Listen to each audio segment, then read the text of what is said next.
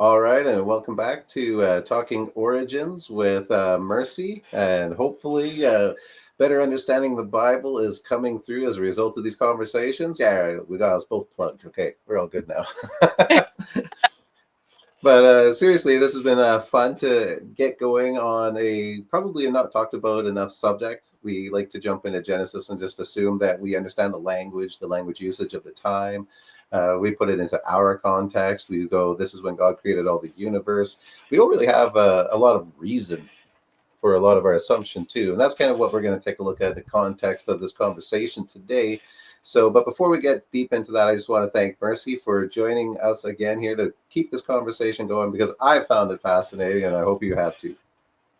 Yes, thanks for having me again. And my favorite book is Genesis and Revelation. So glad that we could connect and really talk about, the things that we're passionate about and questions that we have that maybe other people are asking, just like we are.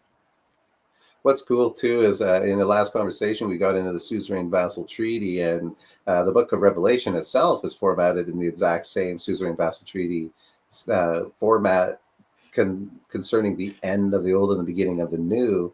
So it's very interesting that even though we're talking about it in Genesis, that tradition, that way of being, that legality, however we want to put it, it stresses how important that from the start of the Bible in 1500 to the end, and whatever we want to call it, 70 AD, all Mhm. this writing was still under that same mindset of the suzerain vassal treaty, which is really important as our discussion has kind of delved into, and we're going to kind of continue on here, is we have talked about how the Mesopotamia area, the ancient Near East, had gone through an evolution. They come out of the Paleolithic kind of Stone Age time period, where we're seeing stone tools, cave dwelling, chasing after the herd to make a living, not just make a living rather, but like to be able to live.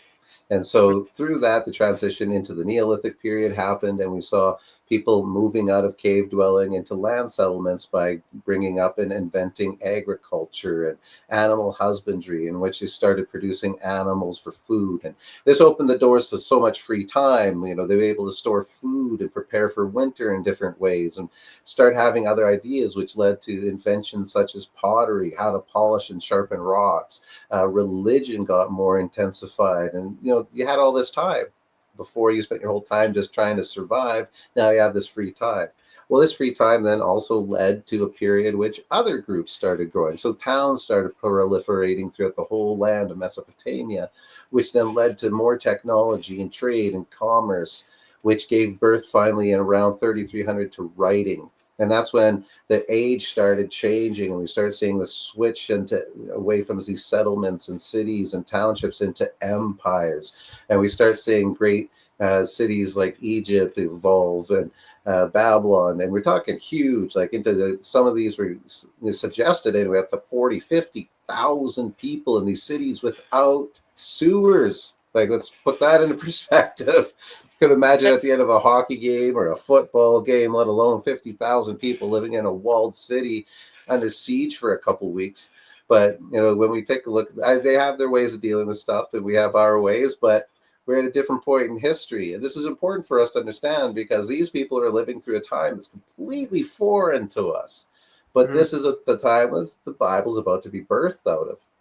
And so that's the culture that sets this up. And we've got to understand that it was written in their terms and their ideas. And so we've hit on the Suzerain Vassal Treaty and how that became integral. It was very integral to the whole how this was going to be formatted, how this was going to go about. But not only do we have to keep in track that history that led up to why this came into being, but we also have to keep in that legal language, the importance that now this legal language has been structured and chosen, that going forever forward in every court battle, that language is going to remain consistent. Otherwise, what's the point of having that language? And if the language changes, therefore, the conclusions that the readers of that language might be arguing can change, and that could divert the whole system because the word changed. So that legal language of the suzerain vassal treaty, maintaining consistent language throughout history, is super important to maintaining the uh, integrity of the promises of the contract. So we have the history leading up to this. We have the integrity of the contract, of the words chosen that we are going to remain in society all the way from this 1500 period up to when Jesus comes. But then we also have what words in general they're choosing, because just their general word usage was so different. The mindset was so different. They didn't live in a world where they pictured the whole earth being a ball in which billions of unlimited other balls are flying around it. They didn't conceptualize earth. Didn't mean all this, what we would call earth. All they knew earth was the local location. They didn't think of stars and planets and those kind of ideas. And what we need to do is bridge that gap, and we got to start looking at the words. The history is important. The social, economic, and political structure is important, like in the Suzerain Vassal Treaty. And I'm going to hand this off to Mercy to explain, maybe go into a little bit of depth upon how the psychology of the culture, the word usage, how they saw things. Not just cosmology, but just natural language. If you, I'll drop the shoe on you there. I was talking too long, so it's your turn. Talking about their cosmology, it was very, very ethnocentric, you know. And the Bible, when we enter the Bible doesn't care about what's happening everywhere else because it's a very centralized, focused story. And it begins in Mesopotamia, right? That's where it begins. And in this time, as you're talking about, you know, the Neolithic period, and now you have people groups that are coming together to develop a civilization. Well, how do you make it function? It has to have order. So then God comes into this civilization and what humanity is doing, you know, around the world. But let's focus on Mesopotamia because that's what, you know, the Bible is really interested in.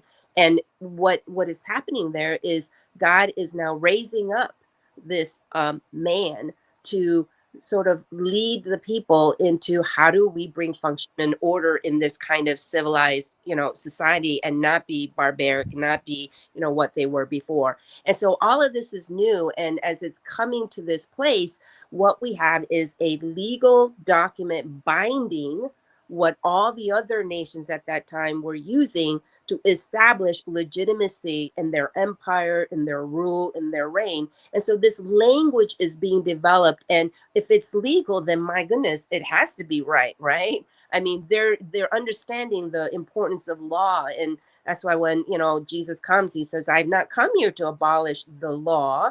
I've come here to fulfill the law. That the ancients had this concept as well of how important that is. And so when we think of that, I tell people when we go into the Bible, you know, we talk about like Judaism. Maybe I need to learn Judaism or rabbinical studies to understand that second temple period of Jesus. Well, okay, so then people dive into that. And I say, you haven't gone further. You need to go further. And they're like, what do you mean? I'm getting to the original, you know, teachings of Jesus. I'm learning Hebrew and all of this and Aramaic and all that. And it's like, yeah, but you need to go a little bit further where now, you know, people are like, okay, now I'm studying Hebraic roots. It's not Jewish or rabbinical, but now I'm going further and it's Hebraic roots and, you know, the feasts and what they practice. And it's like, no, you're still into the time frame of that second temple period. You need to go even further. And they're like, what do you mean? And when I say you need to start learning the ancient Near Eastern culture, because this is the basis and the backbone of how you thread Genesis all the way to Revelation. And when Jesus comes on the scene, I know many things have changed, but that language has not changed. And so when I say you need to go all the even further back to the ancient Near East, then they're blown away. For some reason, we have not taught the people that when you open up the Bible, that is the backbone of it, of the Bible. It's not Hebraic or Jewish or Judaism or rabbinical studies. It's really ancient Near Eastern studies. And so when you go and unravel that piece, then you're having very interesting language, which we call covenant language. It's legal, it's binding, but also there's a huge creation motif because everything began with this creation. And of course, they knew there was a God. Of course, they knew God created all this. They're not questioning that. You're not reading the Bible to believe that. They already knew all of that. But they're using that very base primal language that they had from the beginning, and Jesus is using it. The apostles are using it. We don't use that language as much, even though we do in some pieces and how it came historically, why we use this word or this phrase. But we have this whole system already in place. So, as good Bible students, we have to join them. We have to enter into that world. And it's a very Eastern world. It's a very circular thinking. It's not linear. And we're having to learn all this. So people say, oh, well, it seems like you're teaching allegory, Mercy. You're teaching like idioms. And it's like, I am, but really, this is how they literally talked. So I know you think I'm, bringing an allegory to it, but this is how they literally talk. So if you're saying, "Oh, I want to get to the literal meaning of the Bible," this is as far as you can go. But it's really hard for us to understand and to study that, and not many people are teaching it. But you, Dallas, and your channel and what you are studying and really unraveling, it's really mind blowing, and you're at the cutting edge of that, and I love that. And really, all we're doing is taking a look at that root again. We're taking a look at where does this root, where not so much always being the first, but how are they using the words? Like, this is a really big deal because I think we forget how paganized these people were. And when we say pagan, I don't mean that in a negative connotation. When we hear that word today, we go pagan and we're, oh, they're non believers. When I mean pagan, I'm just simply saying the generic ideas of the time. And the generic ideas of the time saw everybody that believed that God was, he just created everything. Even polytheism, the gods created everything. And now when we see that, then we have to transition into that language into the Bible and see why were they using that language and what form. Well, they just assumed that God created everything. Now they're describing, when we take a look at Moses, he's describing the creation of the people of Israel, but he's describing them as inheriting it from another people, and he's describing how they were created. We also see when Jesus arrives that there's a new creation language there as well, and it's talking about the creation there as well. And all of these, even Israel themselves, God in Isaiah is quoted by Isaiah saying, Jacob, I created you, Israel, I formed you, just as Adam was created and formed. And Jesus, we see at the forming and creation of the new kingdom there with the heaven and earth language as well. And so we are not doing anything in the sense of, but putting things into context. Mm-hmm. And I think that's the biggest thing is people have gotten into roots theology and all these other ideas of, we got to go back to this. And well, what about people just use words and learning how they're using those words? And that's the real kind of connection. And that's kind of what I'd like we forget when they're looking at the sun, moon, and stars, when they look at the sky, they're in their mind, they're not saying, ooh, how did that get there and stuff. Okay, God created that. And they're saying only God can be there. Man can't get there. So then they look at the land, they look at the earth, and like, this is our domain. This is where we are. Then they look and say, look, there's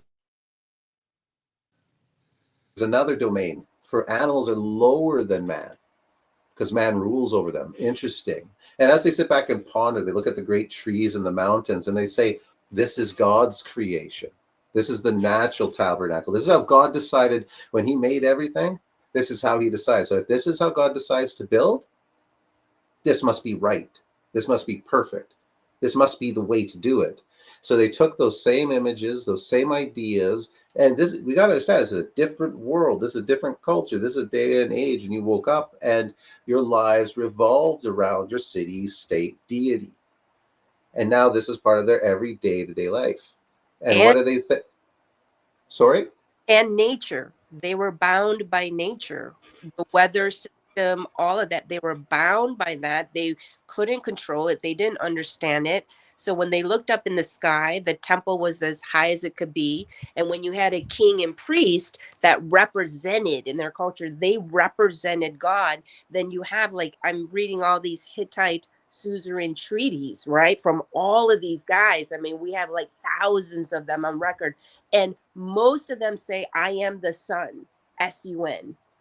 And in Malachi, we have that where the Son of Righteousness rises with healing in its wings. Basically, they're the same culture, so they're using the same language, which denotes not a literal son, but they were equating their prominence, their closeness to God, as the son, right? And And so, this is where it becomes very dangerous and easy for us to get sucked into reading too many other cultures at the time. And this is where I agree with a lot of people that we can get caught up easily going and saying, well, look at Marduk and all of their religions. There's lots of that writing. And they use sun. Well, are they using it the same way as the Hebrews? And now this becomes very important. We can look at the same word. We can look at the same word usage. We can see the cultural differences. And that's where we have to, and this is why it's so important to go to the Bible, to look within the Bible itself for its own references and how it uses it. Yes, it makes a great deal of sense to look at the culture to make comparisons. That's how we learn such great things like the suzerain vassal treaty system. But what we also have to continue to do is balance that off of the reality that it's self-contained. We have to, this is their cultural record. We have to maintain a trueness to that research. So that's where, when we take a look at this, why did they choose the sun, moon, and stars? All the other cultures did, but they did for their own reasons. Well, how are we going to find that out? So this is well, where I'm going to.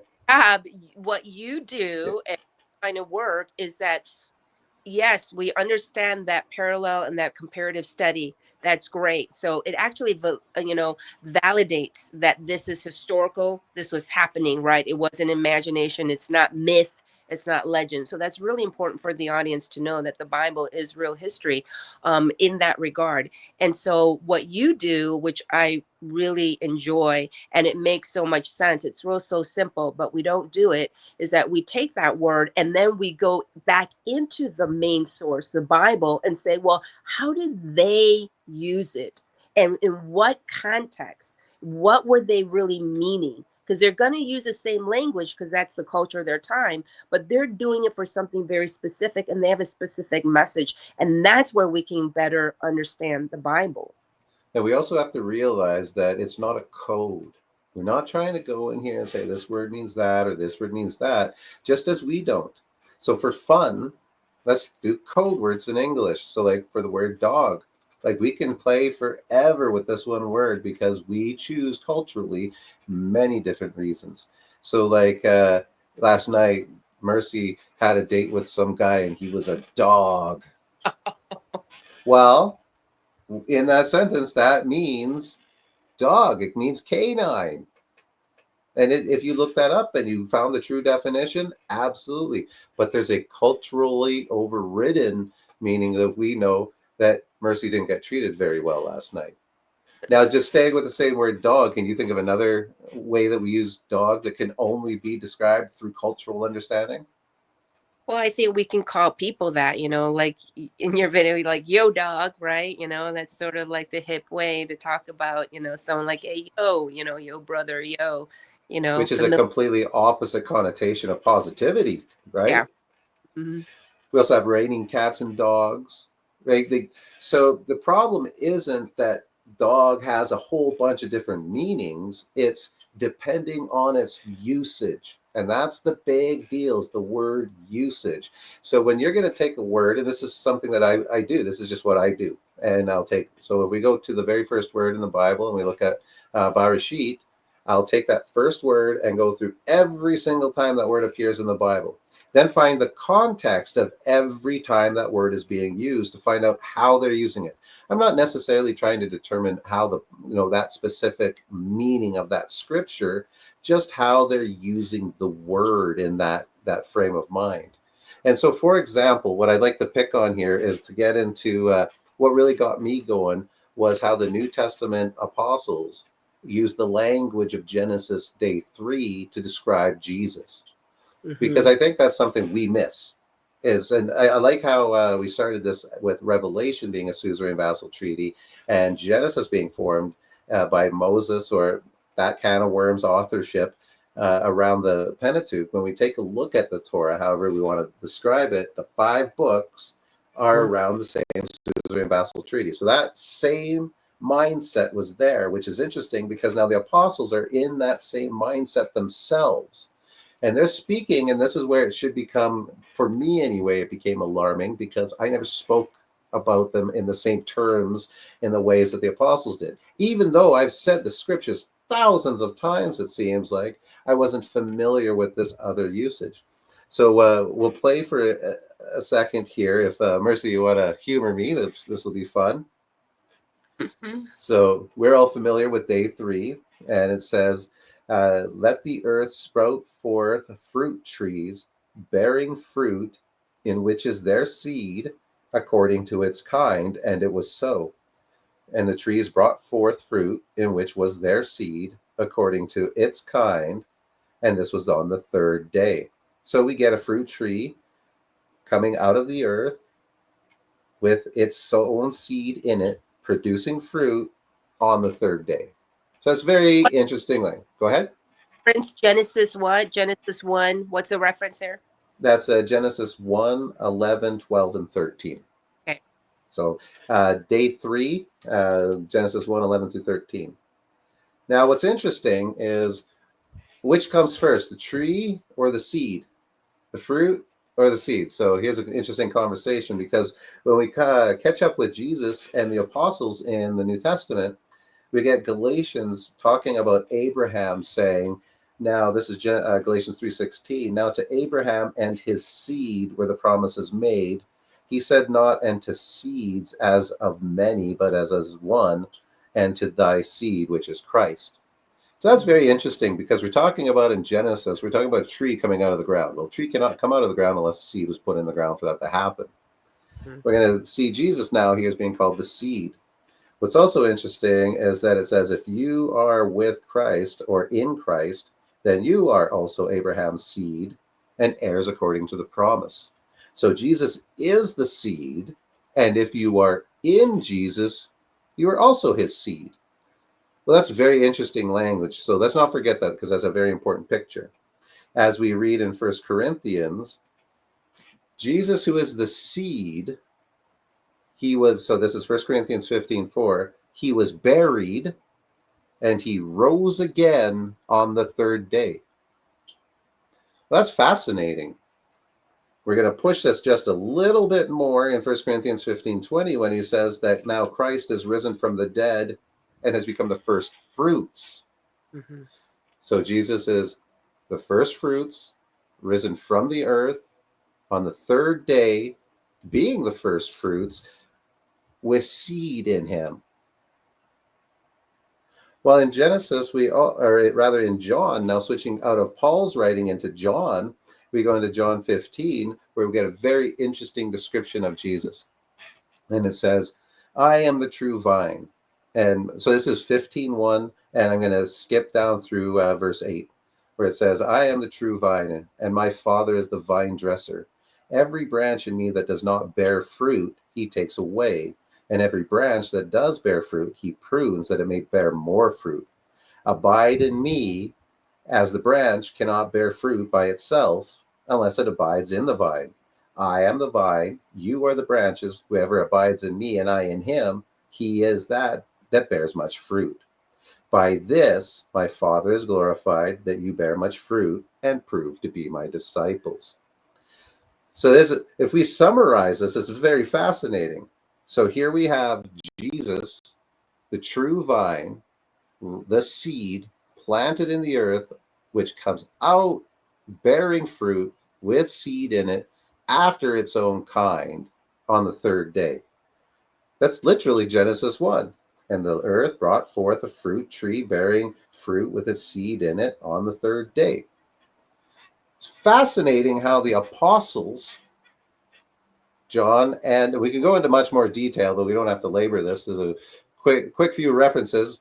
They definitely are motifing, however you want to say that. They're using that exact language, that the earth has a tree coming out of it. Jesus is often referenced to be the tree of life, however we want to look at those kind of ideas. And this symbolism, this imagery, is duplicated by the apostles some 1,500 years later talking about Genesis, but it's a man being raised from the ground as a tree, as the first fruits, being raised up as a new covenant kingdom over the whole land.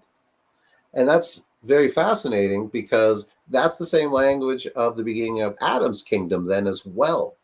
And if the apostles, and this is where it struck me, and this is what began a big journey for me, was if the apostles are speaking in that language, there obviously there's that context to that we must read. And since I was unfamiliar with anyone else teaching this kind of understanding, it became clear to me that we need to refresh maybe some of our foundations, how we're drawing meaning from the text, as opposed to are we letting the text still stand in what it's saying? Because there's no doubt in my mind, and I'll give it to you, Mercy, to comment on this. How much of a chance, just by chance, do you think that the apostles were choosing to use the same symbolism and words that were used to describe Adam as Adam's creation system, however we want to call it, the creation event in Genesis 1's day 3, to describe Jesus, who we are very familiar with in Revelation 21, gives birth to a new heaven and a new earth, just as the heaven and the earth of Genesis 1. So just again to point out that language usage. And the reason why I'm pointing this out for you guys listening is if the apostles had to use the language that way, why aren't we? So I'll throw that to you, Mercy. So we're learning to familiarize ourselves with this kind of language. And for those that, have your eyes open and your ears open, you're recognizing something. You should be recognizing something, right? And this creation motif of this seed, this tree that now bears fruit, that's very like in that time, everybody would have understood that. Now you connect that with the feast system that all of the cultures around them would have understood it was based on harvest, right? And so you had the seven feasts of Israel. And when we go into Passover, the very first feast is that first fruit, the barley that's coming out, right? And that barley is bara or sun. So when you take that, you're understanding that they recognize that the firstborn son received the inheritance. So when you go into the Suzerain Vassal Treaty, when a vassal state was very good in the fact of, they obeyed the stipulations. I mean, the Suzerain Vassal Treaty, it's there to bring union.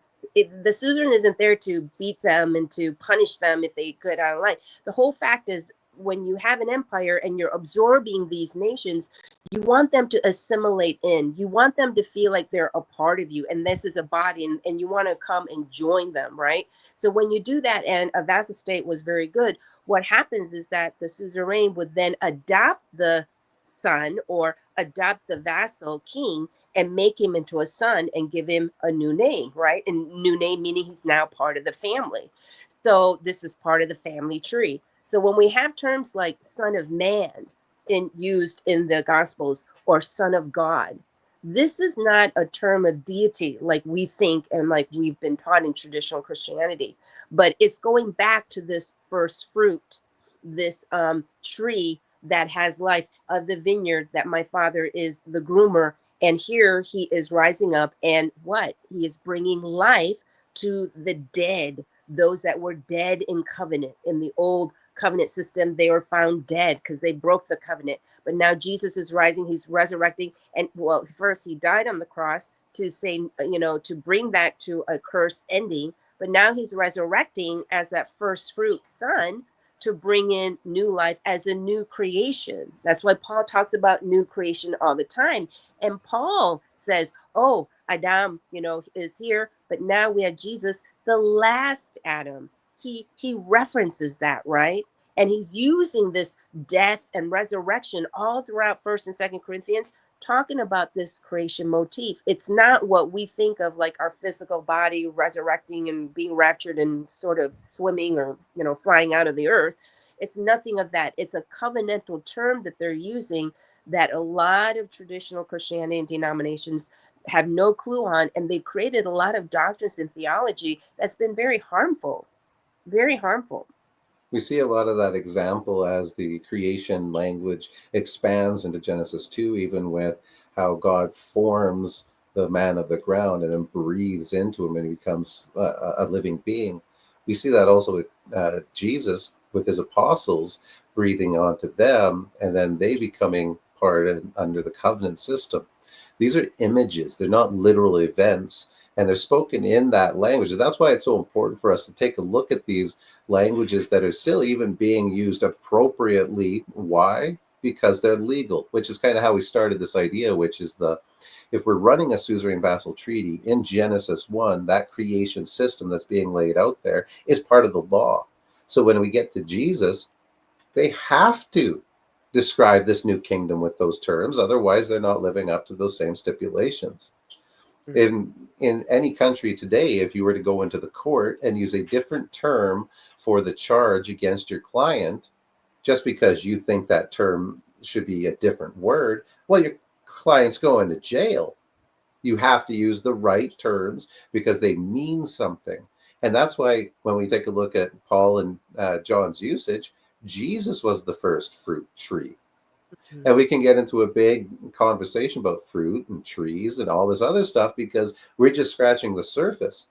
If we can just be honest with ourselves and realize the New Testament apostles who, without getting into too much controversy, should have the best understanding of these things when they're speaking in Genesis terms in their time, describing the events of their times. And Mercy's brought it up, like Paul himself said, Adam is a type of Jesus. So we have these types duplicating many times throughout the Bible. And when it came time for Jesus, his duplication must have followed by the same words, the same structure. And the only way we're going to get that is by going through the Bible and letting it stand on what it's saying.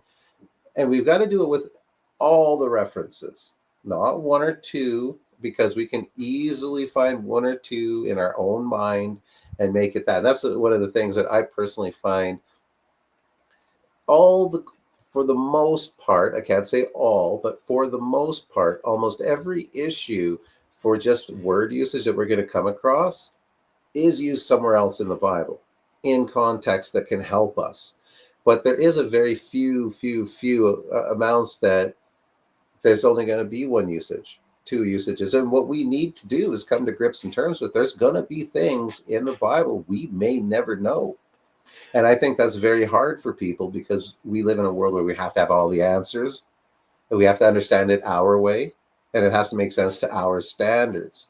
Well, that's a big problem because when we want to look at the Bible, if you're not reading the Bible with Jesus being this tree of day 3, then you're missing what the apostles were talking about. And that's what I'm trying to do with this conversation a little bit here, is bridge that gap.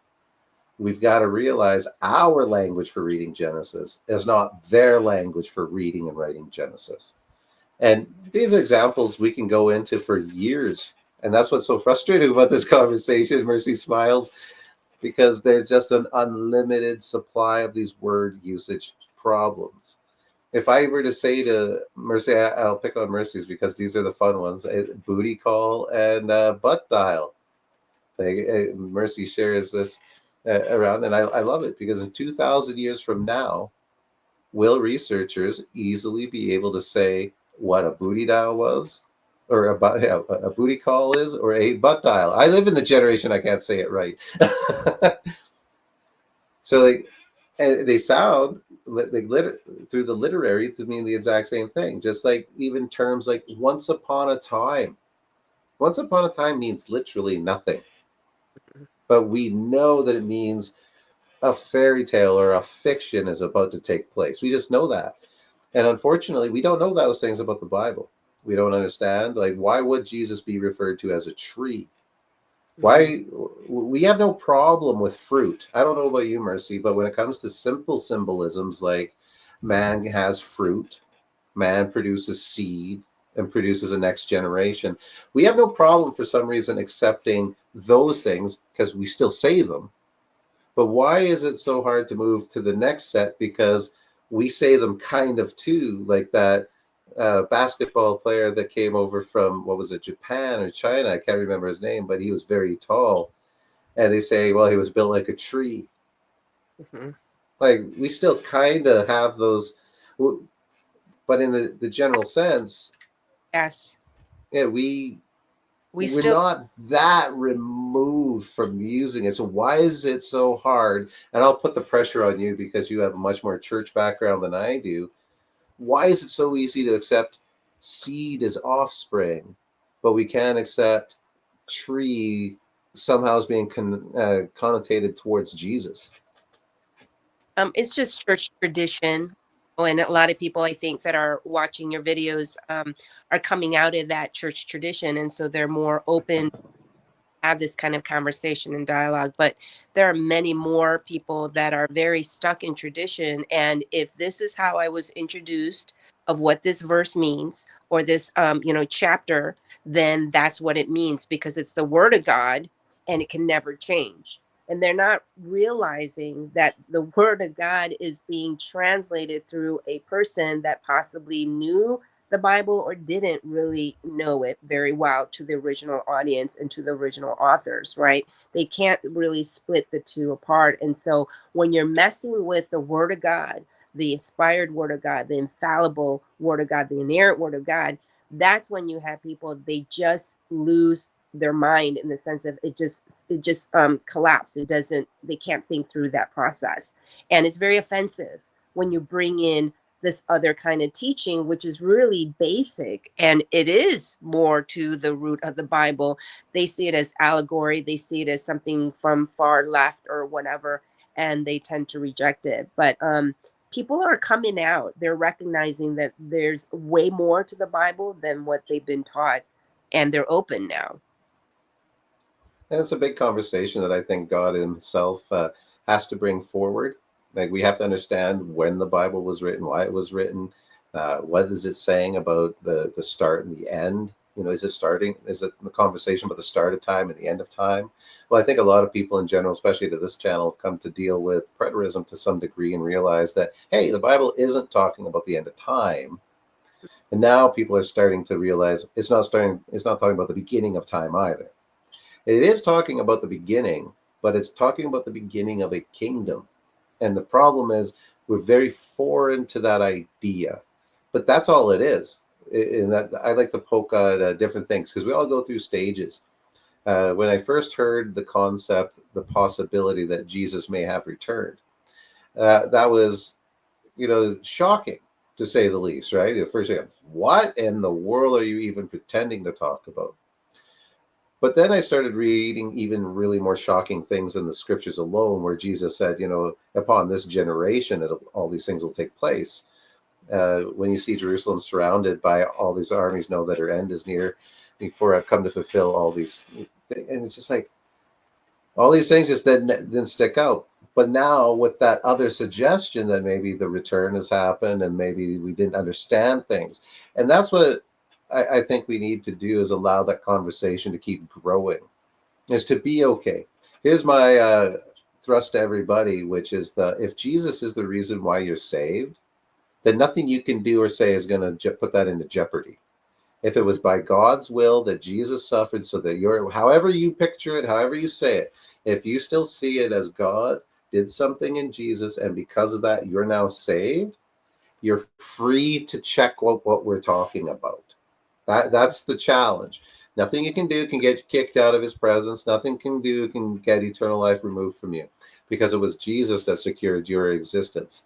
If it was Jesus then that secured it, you have the right to go and look at other things without the fear of a coming rejection.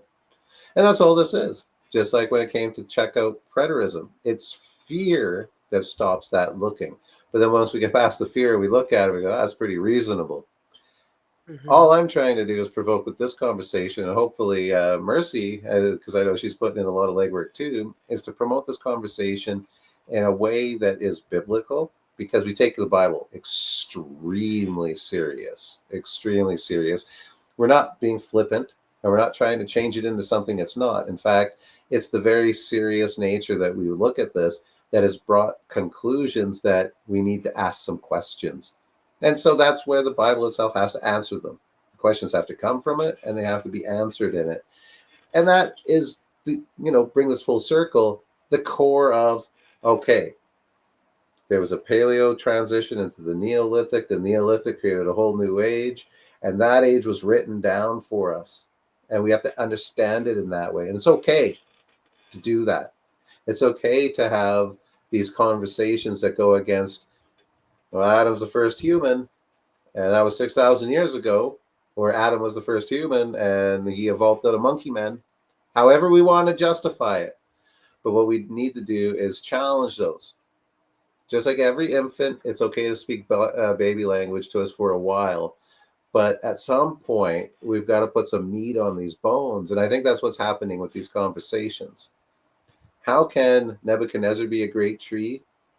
How can we see great trees throughout the Bible being talked about in Isaiah, Jeremiah, all these trees of importance that come to the greatest important tree, Jesus, that started on day 3 in Genesis, and not connect that serious nature of this language? So I'll ask you, Mercy.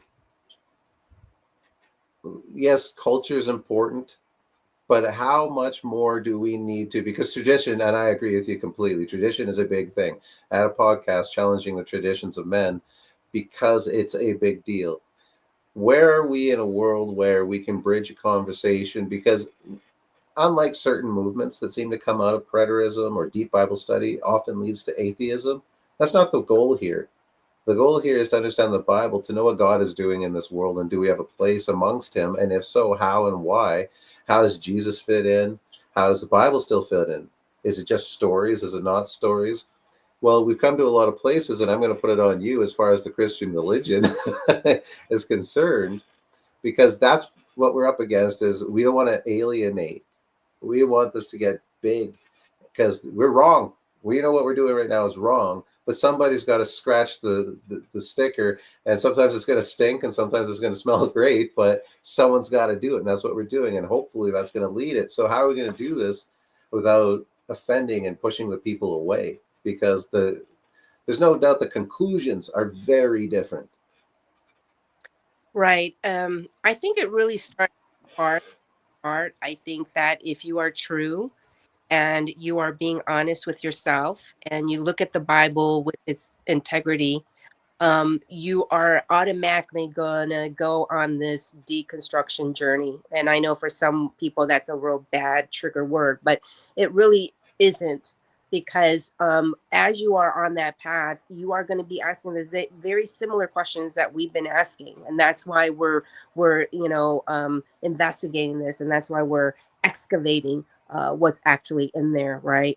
And because my relationship with God is already intact, because I knew God even before I knew the Bible, before I knew Jesus, all of these things. Um, that doesn't make me stumble in any way. And for people that are so connected to the Bible, as like the Bible has to be true because it's reflecting my personal relationship with God, is I've been thinking a lot about that, and that is when we look at the law system of the Bible. I think a lot of the denominations, they've conflated. When you look at the, say, 613 laws, and Jesus says, I've come to fulfill these laws. I mean, how is that possible? You have like 3 different types and categories in the law system. You have the moral laws, you have the ceremonial laws, and you have the civic laws. When you look at that, the civic laws was only in reference to the nation of Israel and how they were to function as a society. That ended in 70 AD. We don't need to apply that to our lives. That has no bearing whatsoever to salvation, nothing. It was for that people group and for that time. When you look at the ceremonial laws, that was all about the priesthood, and how to make things clean and unclean. That has nothing to do with us. But it takes somebody with wisdom and understanding to look at the moral laws that is universal, and it does apply to us because it's based on the character and the nature of God. And when you understand the Bible in that context, and Jesus, summarized it, love God with all your heart, mind, and soul, and love your neighbor as yourself. Because love in that respect, holy love and being truthful, it actually fulfills the law. If we can grasp that piece right there, then we can look at all of this other stuff and not be bothered by it. And so I'm sort of developing that right now, trying to explain that to people like, well, then what part of the Bible is for me? If this wasn't for me and this was for Israel, then what am I doing here?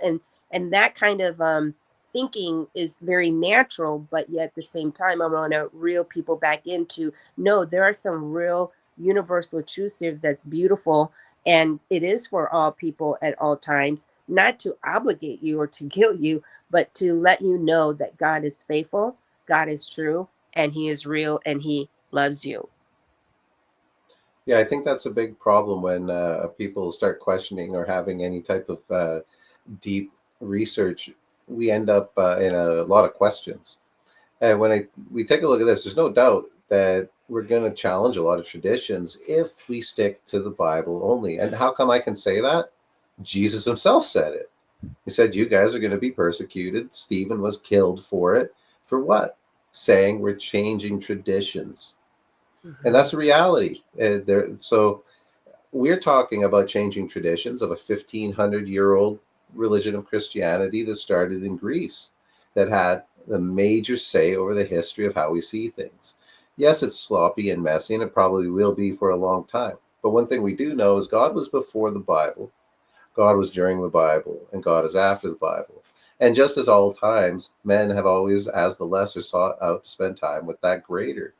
The Bible is still just as important today as it ever was. In fact, it's more important today because we get the purpose, meaning, and point of it. If it Mhm. was still moving on forward, we would still have no clue about why this was all going on. But because Jesus did come and God fulfilled all of his promises on it, we can now see God's character apart from our own fear that we don't live up to some kind of standard. Mhm. So there's a lot we can learn, and it's not about stories and good moral character judgment. If you need somebody to teach you to not be a jerk, I think you got bigger problems than trying to understand what the Bible's saying. That's not what the Bible's not here to tell children how to behave or to tell parents not to cheat on one another. If you need that, you are children and probably should be seeking some kind of other support besides trying to understand the Bible. Morality is not a big issue. What's a big issue is, can I or can I not spend time with that which created everything while I'm alive here? Because that's a big deal. Can I be in the presence of the Creator now? Can I, the lesser, join with the greater? And do I have to do something? Do I have to, stand on this volcano holding the right sacrifice? Do I have to die first? Do I have to go to the right temple? There's a billion questions, and they're all solved in the Bible. And that's what's so awesome about this story is it was validated by the prophecies that were fulfilled, that took place, that ended and brought a conclusion to the story of the Bible. So, of course, if that's going to be a foundational narrative that was taking place in the Bible that they had an extremely hard time hearing, that was one of the main rejections of the priesthood was, you're telling us the times of Moses is coming to an end? They didn't want to hear it.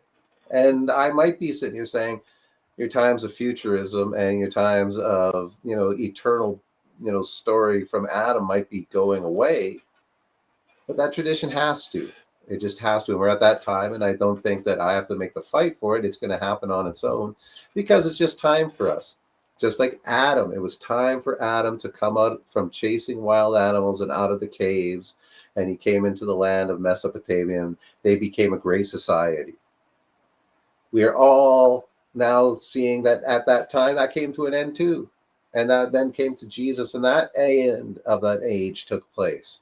And from that time, a whole other thing has been going on. So we have to honor that story because if not, I'm not saying this to mince words, we just live in an imagination. If I can pick up a book and I can flip to any page and say, this is what it means to me, then it doesn't matter what book I'm doing that to. But if I want to pick up the Bible and say, this is what this means, I have to take that attitude and throw it away because it had a meaning. And there's no way you and I are going to read it just picking up this book. There's only one way we're going to do it. It's going to take a lot of time. It's going to take a lot of energy. And it's going to take a lot of time. And it's going to take a lot of time. And that's what people don't want. We want one headlines from Facebook to tell us everything. And that's the problem. This is a time based, it's almost like if you want to invest in the markets, it's not the knowledge of the markets, it's the time, rather, it's not timing the markets, it's time in the market. And we're talking about language, it's talking about familiarity. It's how many times have you read this? How many times have you read that? You all know the word dog, but if you went and hung out in areas of the States or Canada where they use dog in slang in multiple different ways, do you think you'd be able to walk down the street and be able to understand everything? I live in Canada. If I go to Newfoundland, they use the same words as I do. But Newfie, if you've never heard it, right now go and YouTube it and look at what Newfie sounds like. They use English words, but if you can understand their sentences, you're better at it than I am. And they live in the same country as me. They speak with the same words as me. They have the same cultural backdrop that I do, and I still can't understand a thing they're saying. Why do we pretend that we can just pick up a Bible that's 3,500 years old and understand it without putting in the time to come to grips with how did they use words? How did they create ideas? Is it our ideas, or do we want their ideas? Now, if you're happy with your religion and you don't want that to change, whatever, good for you. Have your life, and I hope God blesses it and that everything's great for you. Those who are not happy with that and have asked these hard questions, I think this is kind of almost the reward within itself, the freedom that I'm allowed to not know and find out what it says. I'm allowed to question, I'm allowed to wonder, and I'm allowed to search. And like you said, Mercy, because it's based on God and me, Mm-hmm. it's not the Bible in me. And so it is important to understand because it does tell us the story, the greatest story, the story that will affect the way we perceive our world. There's not a greater story that you can ever come into contact with than the one that's going to change the way you see existence. And that's the point.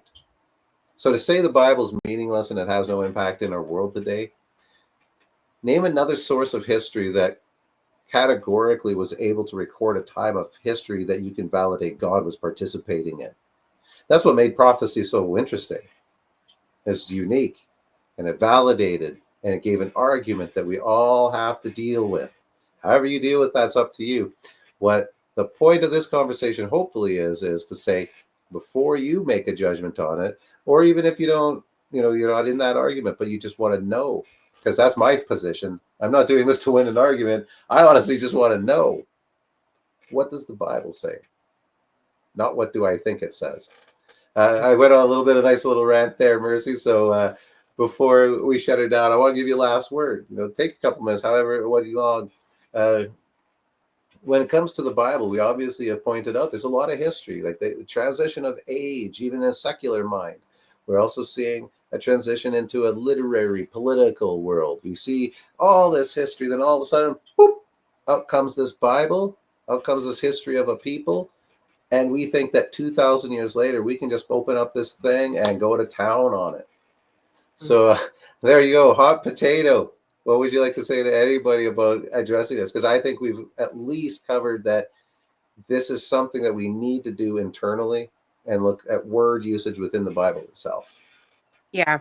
And those that, are on this journey of reconstruction, it's fantastic. It really is. And whatever you're sowing in, you will be reaping tremendously. God is very faithful. He's very good with that. And I just want to leave to the audience in Hebrews, where we want to do all of this in rest. We want to come and enter into rest. And at that time, as they were going through a completely transition, a very crisis in their nation, those people that put their faith in Jesus, they entered into rest. And so I would like to say the same for all of you out there. Enter into rest. There is that place for you, there's that seat for you, and find people that have, your sense of investigation of the Bible, and do it together and support one another. And it's going to be a really beautiful reconstruction journey. And it's never going to end. So don't hope for an ending, because I don't know about you, Mercy. The more I find, all I realize, I don't know anything. If we're good with that, it's good. Yeah. Yeah. Oh yeah, I'm never gonna know anything except that I'm really gonna tick off my son, because by the time he's my age, he's gonna be like, "What kind of adventure have you set me on?" The next generation of people, I think, are going to have a really fun time, because I think just the consciousness in general around these things are improving. I think these conversations we're having now prove it. A lot of people are making good comments. They like this chat. This chatter is good. We need to reverberate it more in a non-offensive way. And I think once we settle some of these issues, I haven't said it yet. The IO issue, the Israel only issue needs to be settled. Field preterism needs to be settled. Fulfilled eschatology, covenant creation, all these views out there need to be settled, but they can't be settled unless we understand what the Bible itself is saying. And the only way to do that is to go back into the scriptures and use them to decipher themselves. And I'll throw that one more picture out there. If you still haven't read Genesis 3 as describing Jesus as described by the apostles, then you, just like me, need to understand Genesis better, because we're obviously not interpreting it the same way as the apostles did. And that leap has got me going, it's got Mercy going, and hopefully in this conversation it's got you going, to take a little bit more time, a little bit more energy to seriously contemplate. Do you understand the Bible and what it's saying? Or do you understand what you think and have applied to the Bible what you think it's saying? Because I am still weeding that out of me. It's what we do. And until you acknowledge that, I don't know what you're finding. But the moment I acknowledged it, my life has changed. Mercy's life has changed. And it's all been for the better. It's the freedom that comes from not knowing.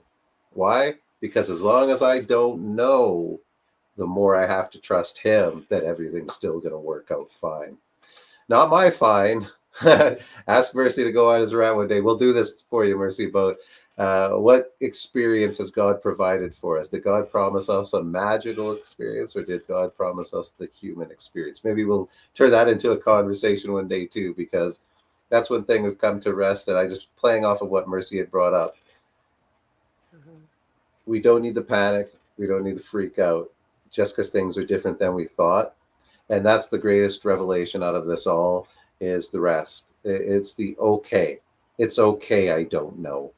But now I get to start understanding. And I think that reward, because there is the fear of transitioning into a world of I don't know. But there's nothing more rewarding to come to a place of saying, hey, wait a minute, I'm starting to know. Because that's been even way more rewarding. And it's all been word usage and allowing myself to be wrong. So hopefully we've challenged some of the positions you've used to approach the Bible, that maybe you can share this idea with other people, or even just yourself start conversations with other people. Where do we get our meanings for the Bible? Is it because we have ideas, or did we use the words of the Bible to interpret it? And even when we use the words of the Bible to interpret it, what about the other 50 places that same word is used in those contexts? Can they apply? So hopefully the can of worms we live in is now just infested you guys, and you have a lot of fun with it too. We hope to have a lot more of these conversations. Genesis is just never ending, and it seems like we're going to ever have a never ending set of. Before we even started this conversation, Mercy and I had to go off on another tangent. There's just never ending conversations having in Genesis. So hopefully this goes on for a long time, and hopefully you guys are enjoying it. Until next time, Mercy says goodbye. I'll say goodbye for peace, everybody. And wherever you are, hope this finds you well. God bless.